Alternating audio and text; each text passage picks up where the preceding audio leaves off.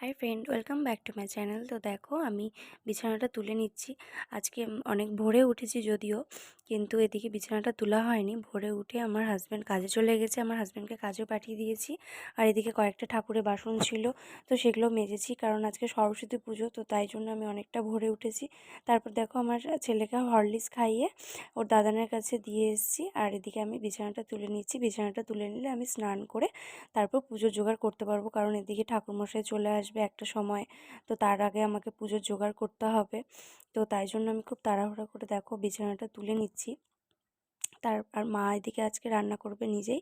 তো তাই জন্য আমি এদিকে একটু যতটা পারবো একটু এগিয়ে রাখবো রান্নার দিকটাও। তো দেখো, আমি বিছানাটা তুলে নেওয়ার পর আমি গোপালকে উঠাবো। আমার গপু সোনা ঘুমিয়ে আছে, তো গপু সোনাকেও আমি উঠিয়ে নিলাম।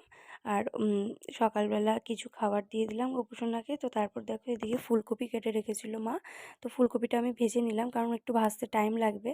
আর তারপর আমি স্নানে চলে গেছিলাম। তো দেখো, আমি স্নান করে চলে এসেছি আর পুজোর জোগাড়ও করে নিয়েছি। তার মধ্যে দেখো, পুরোহিত ঠাকুরমশাই চলে এসেছে আর পুজো শুরু করে দিয়েছে। তো তাড়াহুড়া করে আমি জোগাড় করে নিয়েছি। আর এদিকে আমার ছেলে দেখো এদিকে বসে আছে বাবুসোনার মতন, পুজো দেখছে। ওকে পাঞ্জাবি আজকে পরিয়েছি, যেহেতু আজকে সরস্বতী পুজো, তো তাই জন্য। এমনিতে কোথাও যায়নি, বাড়িতেই ছিল। তো দেখো, পুজো শেষ হওয়ার পরই আমি আমার ছেলেকে খাইয়ে দিলাম, কারণ সকালবেলা ওই শুধু হরলিক্স খেয়েছিল তো। আর মাঝখানে অনেকটা সময় না খেয়েছিল, তো ওই জন্য খিচুড়িও হয়ে গেছিলো, মা এদিকে করে নিয়েছিল। তো তারপর দেখো, আমি দুপুরের খাবার খেয়ে একটু ঘুমিয়ে গেছিলাম। তো সন্ধ্যাবেলা দেখো, কাজ থেকে আসার পথে আমার হাজব্যান্ড সরস্বতী পুজো আজকে, তাই জন্য গোলাপ ফুল নিয়ে এসেছে। তো আজকের মতো এখানে ভিডিওটা শেষ করছি। টাটা।